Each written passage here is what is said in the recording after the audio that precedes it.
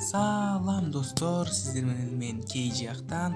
Достор, мен бүгүнкү видеодо Кошунаны тандабайт киносериалынан топ 3 каталарды көрсөтүп кетмекчимин.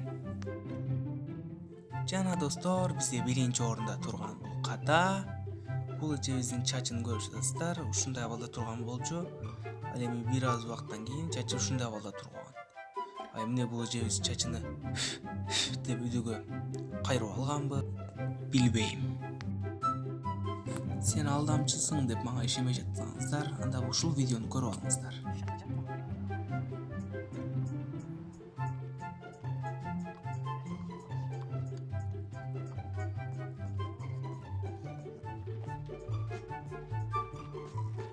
Жана достор, мен сиздерге экинчи орундагы катаны көрсөтөмүн. Бул жерде столдун үстүндөгү тамактарды көрүп жатасыздар. Ал бул кадр ушундай формада болгон, кийинки кадрда болсо ушундай формада болуп калат.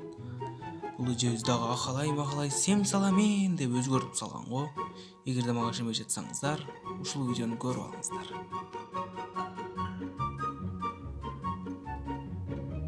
Бул эжебиз ишке кирип чыкканда эле ушундай абалга келгенине абдан таң калдым достор. Жана достор, бул эжебиз эмнеге капаланып жатканын мен билем.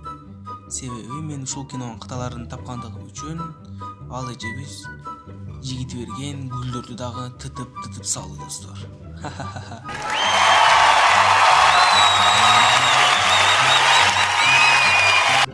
Жана үчүнчү орунда турган ката бул жерде Абайдын жанындагы баштык жанын көрүп жатасыздар. Ал ушундай формада турган болчу. Ал эми кийинки кадрда болсо бул баштык наркы жакты карап тургандыгын байкадым достор.